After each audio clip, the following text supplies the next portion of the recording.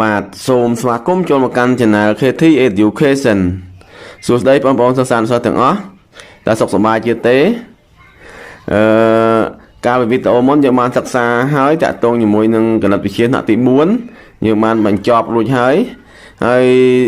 ថ្ងៃនេះយើងជួបគ្នាជាថ្មីម្ដងទៀតគឺយើងនឹងបន្តទៅសិក្សាគណិតវិទ្យាថ្នាក់ទី5បន្តមកទៀតណាដោយសារឥឡូវនេះបងប្អូនបានវ៉ាកងហើយថ្នាក់ទី4យើងនឹងចូលឆ្នាំថ្មីហ្នឹងយើងនឹងសិក្សាគណិតវិទ្យាថ្នាក់ទី5ហើយអញ្ចឹងខ្ញុំនឹងចាប់ផ្ដើមបង្រៀនយើងអំពីគណិតវិទ្យាថ្នាក់ទី5តែម្ដងអូខេឥឡូវយើងចូលទៅមើលមេរៀនទី1សម្រាប់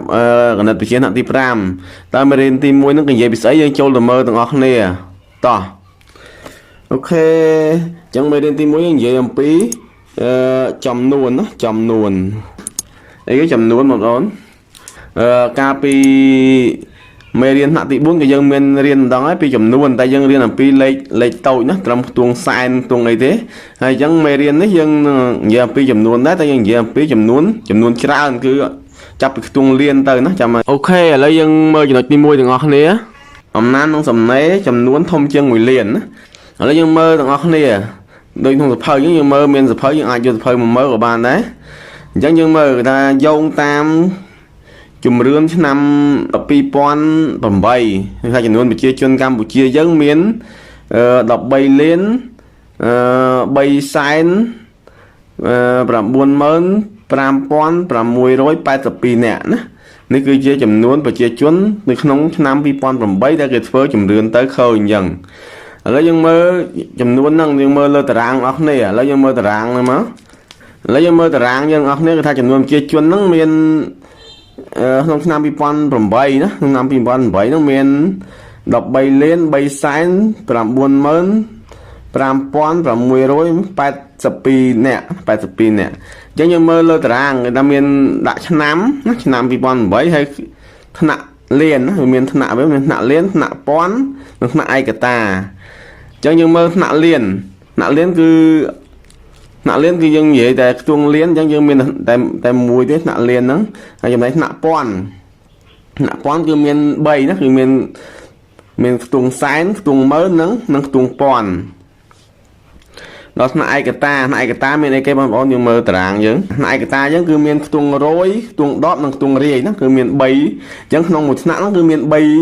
ខ្ទង់ណាអញ្ចឹងបើសិនជាលេខហ្នឹងយើងមើលលេខយើងមានប្រមាណចំនួនប្រជាជនក្នុងឆ្នាំ2008ហ្នឹងអញ្ចឹងគឺមាន13លាន3សែន95682នាក់ចឹងនេះគឺជាចំនួនប្រជាជនយើងមើលឥឡូវមានថ្នាក់ណាមាន3ថ្នាក់គឺមានថ្នាក់នេះហើយថ្នាក់អីមិញយើងមើលលើតារាងបាទគឺថ្នាក់ឯកតានេះហើយថ្នាក់ពាន់ណាហើយនេះគឺហើយថ្នាក់លានអញ្ចឹងយើងអាចអានគេថាការលេខហ្នឹងគឺអាចអានបានពីររបៀបណាអាចបានពីររបៀបអញ្ចឹងអានទី1របៀបអីគេគឺរបៀបទី1គេថាអានតាមខ្ទង់អញ្ចឹងបើអានតាមខ្ទង់យើងបានថាអានមួយខ្ទង់ម្ដងគ្រប់នេះគ្រប់ខ្ទង់ហ្នឹងដូចយើងមើលលើតារាងអញ្ចឹងមើលលើតារាងគឺដាក់មានខ្ទង់អីខ្លះមានខ្ទង់លានខ្ទង់សែនខ្ទង់ម៉ឺនខ្ទង់ពាន់ខ្ទង់រយខ្ទង់ដប់និងខ្ទង់រាយអញ្ចឹងយើងមើលតាមហ្នឹងមកឃើញហើយណាអញ្ចឹងបើសិនជាអានតាមខ្ទង់យើងអានមកឃើញប្រហែលបងប្អូនលេខហ្នឹងបាទបើអានតាមខ្ទង់គឺយើងឃើញណា13លានណាគឺខ្ទង់លានហ្នឹងឃើញលើ13យើងមើលលើតារាងឃើញហ្នឹងគឺ13លានហើយនេះ3សែន95682ណា82នេះគឺរឿងអានតាមខ្ទង់ណាបានថាអានតាមខ្ទង់គឺអានតាមមួយលេខណាហើយមួយទៀតគឺយើងអានតាមថ្នាក់ចឹងអានតាមថ្នាក់យើងមើលមានលើតារាងយើងឃើញលើតារាងយើងដាក់មានថ្នាក់អីហ៎បងប្អូនបាទគឺមានថ្នាក់លានថ្នាក់ពាន់និងថ្នាក់ឯកតា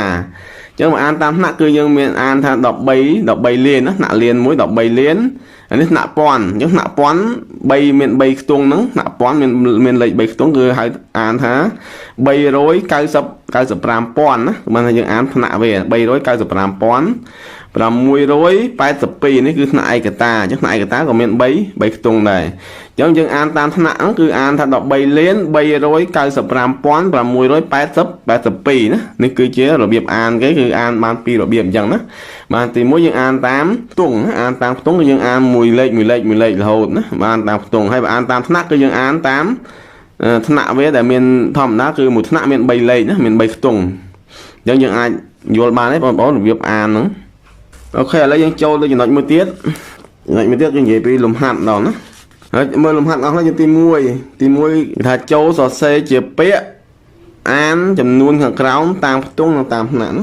ជាលំហាត់ទី1យើងឥឡូវមានប្រមាណណាយើងមើលសភៅរបស់គ្នាមកក៏បានដែរយើងអ្នកមានសភៅមើលសំណួរកយើងមានប្រមាណលេខ3លេខ2លេខ5លេខ6លេខ8លេខ7និងលេខ5នេះសំណួរកយើងមើលតែសំណួរកហ្នឹងមានលេខប្រមាណខ្ទង់គឺ7ខ្ទង់ណាយើងរាប់មករាយ10រួយពាន់ម៉ឺនសែនលានគឺ7ខ្ទង់គឺដល់លានណាអញ្ចឹងក្នុងលំហាត់នេះគេឲ្យយើងអានលេខនេះជាពាក្យណាលេខជាពាក្យអក្សរវិញតើសេអាម៉េចណាឬក៏អានអាម៉េចអញ្ចឹងយើងមើលគឺឲ្យអានជាពីររបៀបទៀតគឺអានតាមខ្ទង់និងតាមថ្នាក់ទៀតណាអានតាមខ្ទង់តាមថ្នាក់ឥឡូវយើងមើលយើងអានអស់គ្នាតែម្ដងមកអញ្ចឹងអានេះតើអានអាម៉េចបាទយើងអានអស់គ្នាមកគឺអានថា3លាន2សែន56875ណានេះគឺអានតាមខ្ទង់អានតាមខ្ទង់ចុះបើអានតាមថ្នាក់វិញអញ្ចឹងអានតាមថ្នាក់គឺយើងចែកថ្នាក់វាមាន3ណាថ្នាក់វាអញ្ចឹង3គឺថ្នាក់អីថ្នាក់ដំបូងយើងរៀនមុនហ្នឹងគឺថ្នាក់ឯកតាណាថ្នាក់ឯកតាអានេះហៅថ្នាក់ពាន់នេះថ្នាក់លានអញ្ចឹងយើងអានមកតអានតាមថ្នាក់គឺអានថាម៉េចគឺ3លាន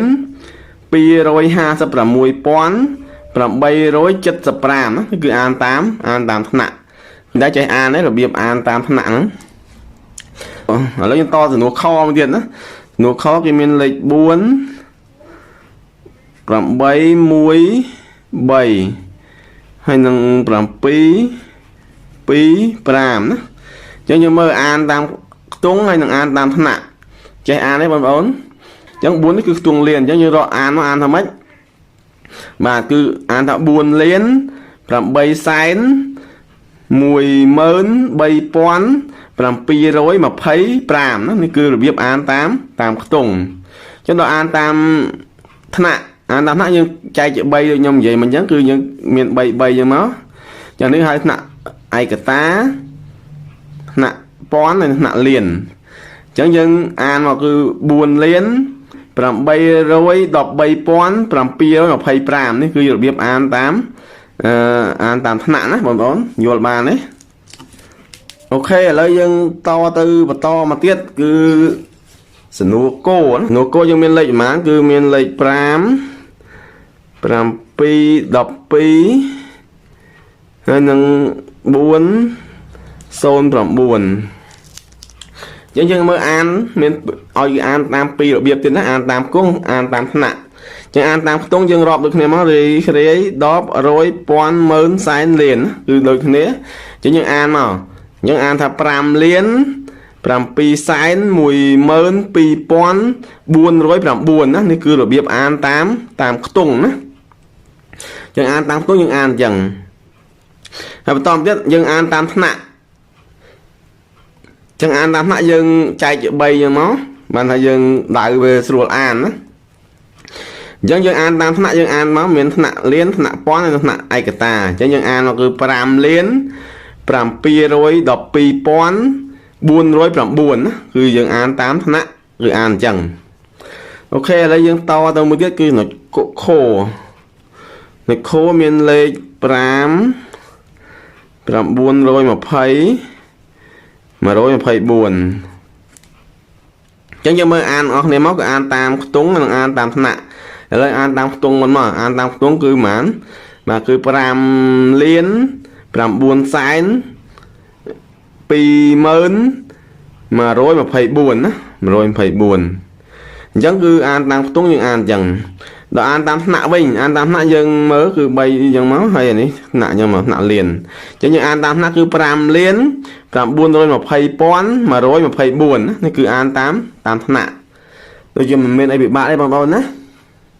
អូខេឥឡូវយើងតទៅចំណុចងោគឺមាន8 7 24 724និង504ហើយយើងអានអស់គ្នាមកគឺអានតាមខ្ទង់គឺយើងរាប់មករាយ10 100 ពាន់ម៉ឺនសែនលានអញ្ចឹងអានតាមខ្ទង់យើងអានមកគឺ8លាន7សែន24504ណានេះគឺអានតាមខ្ទង់ដល់អានតាមថ្នាក់គឺយើងអាន8លាន724,504ណានេះគឺអានតាមថ្នាក់ណាអូខេឥឡូវយើងបន្តទៅចំណុចចមួយទៀតយើងមើលចគឺមានលេខ9 807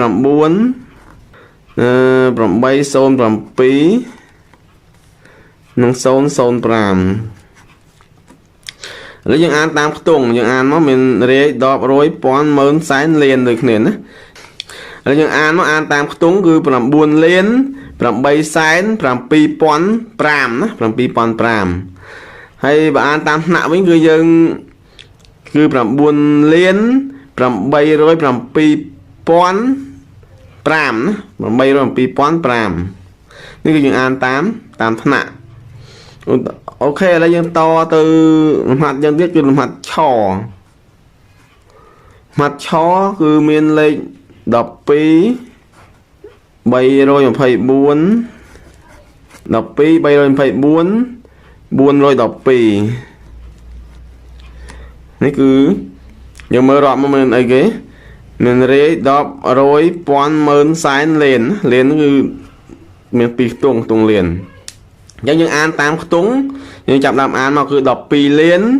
3សែន24,412ណានេះគឺអានតាមខ្ទង់ដល់អានតាមថ្នាក់វិញគឺយើងអានមកគឺ12លាន324,412ណានេះគឺអានតាមថ្នាក់ណាមិនដែរបងប្អូនយល់បានទេអូខេឥឡូវយើងតទៅលំហាត់ចុងក្រោយយើងមួយនេះគឺលំហាត់ចូលគឺមានលេខ24 758